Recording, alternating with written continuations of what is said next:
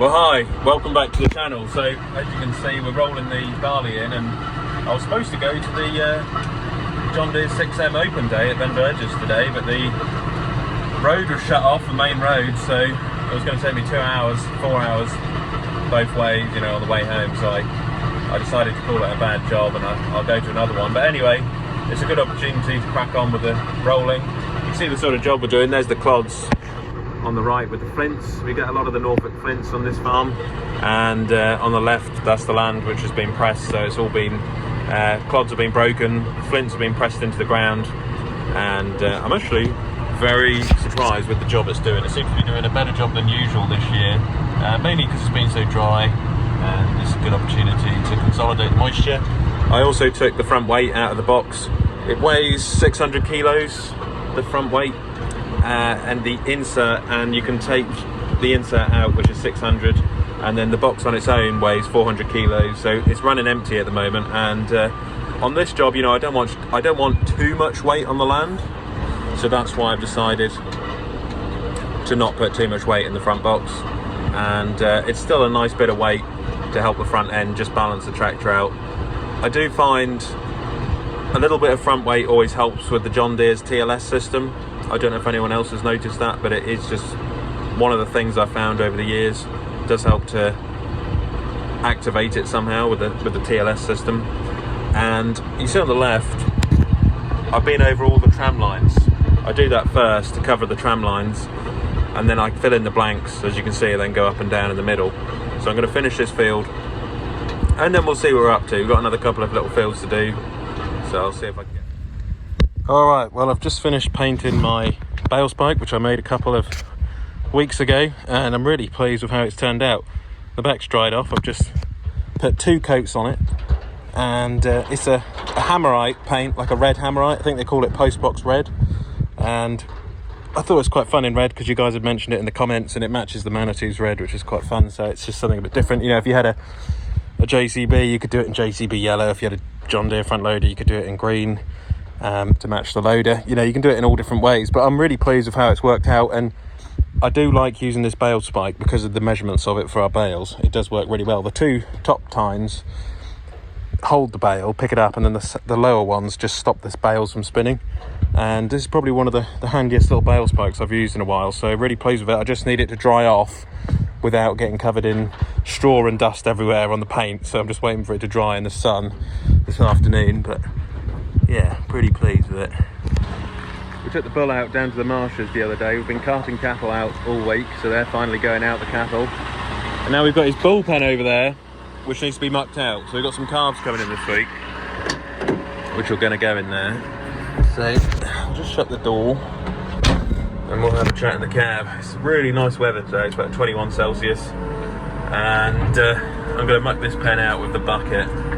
Otherwise it'll fall out the muck grab and go all over the yard. I've got both tractors, one on the feeder over there, and we've got the other one on the cattle float at the moment, so I'm hoping I could just use the bucket. Now I've got a problem with the other tractor. The 6R has a problem with its turbo. There's an actuator problem on it, so it's going to be repaired hopefully in the next couple of weeks. It's coming up to 3,000 hours, that tractor. It hasn't done a crazy amount of hours, but it's a common fault on them apparently. The actuator can go, so we're going to get that fixed. It's on there at the moment because it's bedding cattle down. It's been bedding animals down this morning, and then it has the bales of silage. We got the diet feeder, which I know a lot of you guys liked. We've still got it here on the farm. I've had it on demo, but I think we prefer feeding out with the consistency of the bedding machines, the feeder bedders. So we're going to keep using a feeder bedder, but I have asked for a bale shear, which is supposed to be turning up in May, to split the bales in half, which might help them just feed out a little bit faster on the feeder bedder. So that's a job which we've got to just spilt that there. I'll get that with a sweeper bucket. So yeah, there's another job to do really. I think we'll split the bales because they are, you know, some solid old bales to be fair. They're tight old things. We finished all the fodder beat, as you can see over there. That's all gone, and it's all finished for another day. So that's going to have the elevator put on the diet feeder, and then it will go back to King Feeders over in Cheshire. And yeah, thanks to Andrew and Dan for bringing that over for us. We really appreciate it and enjoyed using it. So I've got another muck pile up. We've got 2 muck piles this year, which is a first. So we're not putting any muck on the SFI land for this new government scheme, so the rest can sit in the yard up here, and I'll start building one. This is also for horse muck as well. I've got a few horse muck contracts where people want their muck collected, so I collect it with the teleporter and the muck trailer. It works out pretty well. Oh, I've been so lucky with the weather. That's a little paddock there. We're going to have some petting animals going in there soon, so miniature Shetlands, some rare breeds, all that good stuff for the general public, which will be quite fun. For the farm park, keep an eye out for that for the end of 2025. And I've got to say, I'm looking forward to silage 2025. I've got the bale spike sitting out there in the sun this afternoon, try and bake it, try and get it to dry out a little bit, if you know what I mean. So I want to start using it at the end of the week anyway. Well, it's got a good lift on it, this telehandler. We've been using it for a good while now, and it's so much better than the old one, but it is slightly bigger machine, so you can't really compare them. You know, slightly wider, bigger hydraulic pump, Vario transmission. Although I prefer the Vario on this because it's only one stage, it doesn't have any gears, whereas the other one was high and low, whereas this one's only one gear. It's a proper CVT transmission. So easy to drive. You can set the speed as well. I mean, there's the reversing cameras, they're real neat on this.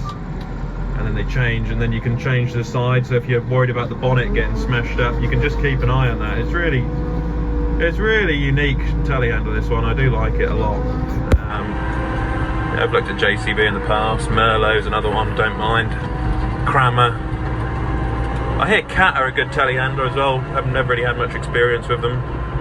I know Class are Liebherr now, and there's a few other makes out there, but for the most part, it's a pretty good telehandler, this one, and I do like the way they've designed it with the JSM joystick. It's pretty neat. And once you get used to something, you just like it, you know, it's habit. And I just think once you've had a good Manitou and you spec it up well, it's pretty difficult to go back. Because your hand just stays on the JSM all day, you never really take it off with especially if you go for the CVT or the hydrostatic. You can hear it now, and then you put your foot down, and then she'll go up again to the 40k job all on its own, which is really neat. It's even Dad said, he's a die-hard JCB fan. Even he said he likes it a lot as well. So I think the half-step door for Dad is quite important because he's got artificial hips, and when you open this door, it's so easy to get in and out of that half-step. You don't realise until you go to another brand how good that little half-step is. Yeah, what we'll do, once we've mucked this out, we'll get a bale of barley straw. We like the barley straw for when the cattle come in because they can have a munch on the straw in the yard. And then we bed it down with wheat straw with the machine. We're going to have to be really careful this year with the straw because we've got cattle staying in all summer now, and with the drought, we haven't had any rain on the farm in weeks, months. And I can tell you now, I think with the energy plants out there like Snetterton burning straw, with that and the drought as well, there's not going to be much straw about this year, I reckon. So straw is going to be pretty scarce. I've got one stack hidden away on the farm, which is going to hopefully be a lifesaver, but straw is going to become a problem. And I mean, for the rest of the crops as well, irrigation is going to be an issue. You know, water is going to be so valuable, I think, in the future. I've heard in Ireland some of the spuds are trading at €1,600 a tonne. Spud guys are doing well. Beef price is doing well, to be fair. You know, beef price come up. There is an opportunity in agriculture. You've just got to be prepared to work for it, if that makes sense. And I think everything will come right. But water is key at the moment. Come on, get in there. That's it. I don't want it right all over the yard. Over the old job.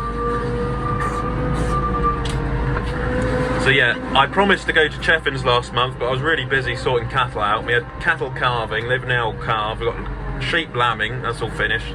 So I am going to go to the Cheffins in May, which I spoke to them the other day about it. I've also got some other animals coming to the farm on another note, which are not cattle, they're not pigs, they're something a bit different, which is hopefully going to be a good farm diversification for 2025, which will hopefully work in well with the beef cattle.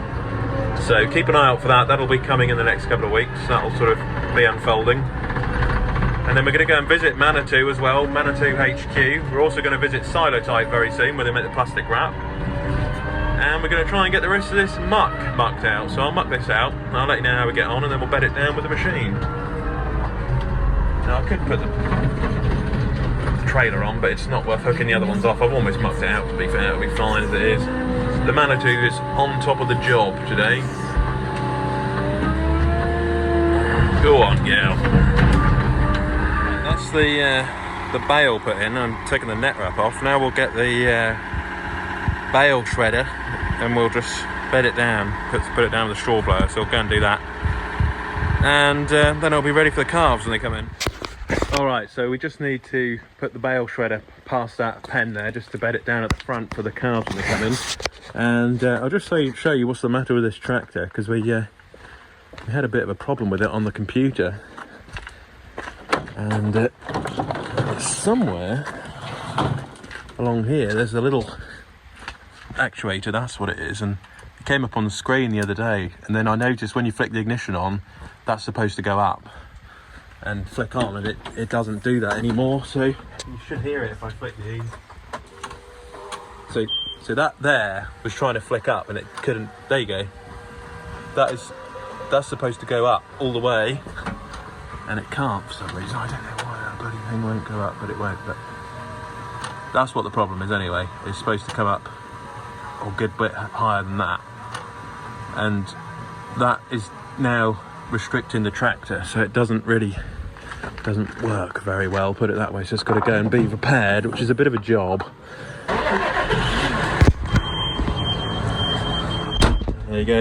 Turbo charger position activator fault. Engine power limited. So I had a 6300 a while ago, as a lot of you know, and I used to like that tractor because I could repair it myself. I fixed the radiator on it, I replaced it, I put a brand new radiator on the 6300, put a new fuel pump on it. I did quite a few jobs on that little 6.3 because I could do it myself because it was so simple. And whereas with this one, it's a bit above the pay grade, and laptops have to come out and all that sort of thing. And I don't know, they're getting pretty complicated now. So it's a bit of a shame I can't repair this one, because I would have liked to have had a go at it. But yeah, they're getting so advanced now, these tractors. And I did think, you know, I'll do a Wilkinson and get the 10 series, like loads of 10s, 6910s, 7810s and stuff, but when this tractor works, and when it works well, it is really comfortable. Because I was coming back with a 6.9, which was on the cattle float last night, and I had an empty load on the back, and I didn't have a weight on the front, and it was throwing me around all over the place. And I thought, well, to be fair, on these pothole roads around here, to be fair, you can't beat the new 6Rs. They are pretty comfortable. Or, I mean, a fast track is the only other thing, which is pretty nice, pretty comfortable on pothole roads. But I think there's a blend for everything. You know, you want a bit of everything, don't you? You want some classic stuff, some modern classic, and some modern, a little bit of this, a little bit of that, a little bit of everything, and then it all works, doesn't it? So we'll get this one repaired anyway. Alright, so we've bedded the cattle down, and that's ready for the calves, which will come in next week. I'm going to take some cattle out tomorrow morning. We've been carting cattle all last week as well.